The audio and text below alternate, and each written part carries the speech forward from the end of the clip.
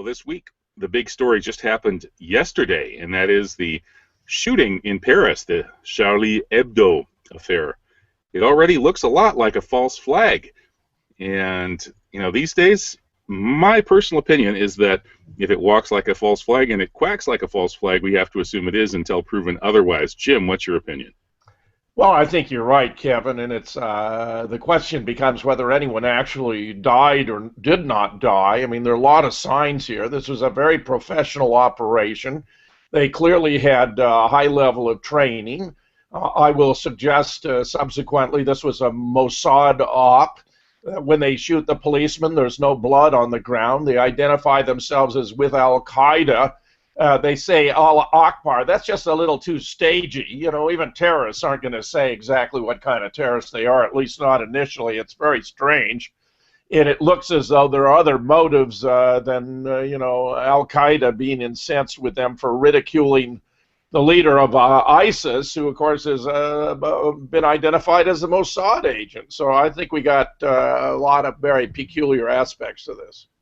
Well, you're not the only one, Jim. I posted a story on this shortly after the news broke, entitled Paris Charlie Hebdo Attack, Another Zionist False Flag.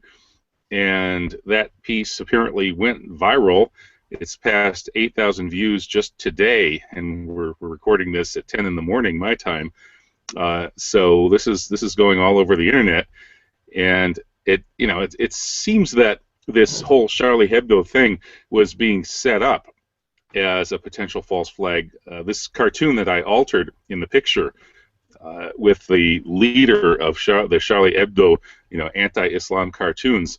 This cartoon appeared before the attack, and it shows him with those Charlie Hebdos strapped to his chest as a suicide bomber. Well, it seems like the whole thing is running according to a script. They publish obscene, blasphemous, anti-Islam cartoons that any sane jury in the world would say are fighting words. That is, like, if you walk into a bar and start insulting people, obscenely insulting their mothers, that's not free speech. And likewise, the kind of stuff that they were publishing would have been actually would have gotten you prosecuted to publish anything that obscene and blasphemous in the United States when I was a kid. And today, of course, the New World Order says free speech applies to obscenity, blasphemy. The more blasphemous, the more obscene it is, the better as far as they're concerned, especially if it targets Islam. Well, this guy was set up to be putting that kind of stuff out. And then the shooting happens with very interesting timing. Jim, I don't know if you noticed that the French anti-New World Order movement has been picking up steam and terrifying the authorities in France and the whole New World Order bankster elite throughout the world. Alain Sorel is by far the most popular thinker, philosopher in France today. He's leading this anti-New World Order movement.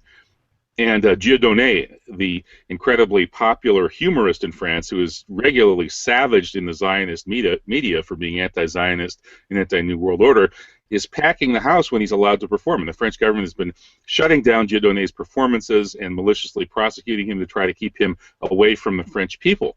And they're having no success with this. Dieudonné is the most popular person in France right now, even though the Zionist media has him out as an anti-Semitic Holocaust denier. So that they're panicking about what's going on in France. And then France, of course, recognized Palestine. And suddenly we get this. So to me, the timing factor is the most suspicious element, leading me to believe that this appears to be a false flag. Well, I agree with you. Timing is absolutely crucial. And, of course, immediately in the aftermath, there's a huge movement to, for this cause or that appear suddenly in the press. That. Hello, Jim. Okay, looks like we lost Jim for a moment. So I'll carry on until we get him back. Well, let's move on to the next slide. Mossad attacks Paris. These days, when you get one of these attacks, the first suspect is likely to be the Israeli Mossad.